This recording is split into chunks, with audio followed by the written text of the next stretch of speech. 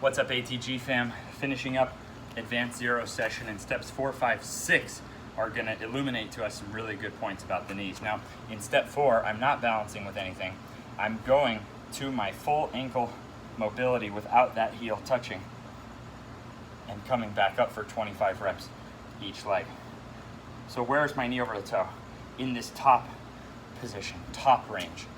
Then the next step, I'm working from a traditional, like powerlifting position, boom, only in this bottom range for 25 reps, which if we add the slang port, gets a really toasty burn for 25 reps. I think this is patellar tendon magic, but really the magic, I think, is in these end ranges.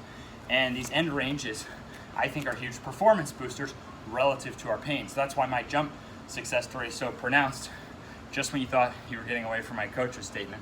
Literally, I don't know if he could touch the rim with his fingertips with no basketball or anything else. Going from a guy that could barely slap backboard and now is throwing down windmill dunks is unbelievable. Yes, I've made this massive jump change, but it's relative to how much knee pain I was in versus now how dedicated I am for knee training. Balance between legs in both the top range and the bottom range is going to be your foundation. But now in advanced and loaded, we throw in an optional step 6, mid-range. So mid-range is arguably the best for performance, but it's really built on those other two. So now for this, I'm here. I'm trying to think like I'm doing a squat. I'm just trying to squat the best I can on that slant board. And now, what's the tough part? That midpoint. Getting up through that midpoint on each side. So you see here, knees over the toe, knees over toe, knees over toe, knees over toe, knees over toe, knees over toe, exploding up through that midpoint, which that scales you could use. So I'd like someone to work on this once you're already pretty advanced, but you could use the off foot, right? Everything scales. Fight down, all the way, boom. Use that foot. That scales to 2 legs.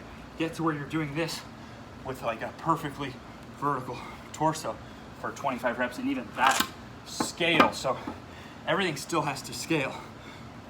That's the most important thing. That's the trick of knee training, is when you realize you can do every knee motion you want, just at what level. Then train it rather than avoiding it. Age 12 to 20, I was really educated in methods of avoidance, not in methods of actually training my knees at the ability they had. That's what I do now, knee ability training. So there you go, knee ability training, achieving balance between sides, and recognizing that we have this top range, this bottom range, and that those are gonna really be like our foundations, but we could put that together then into a mid-range, which may be the best for performance, but only in relation to that top range. All right, ATG fam.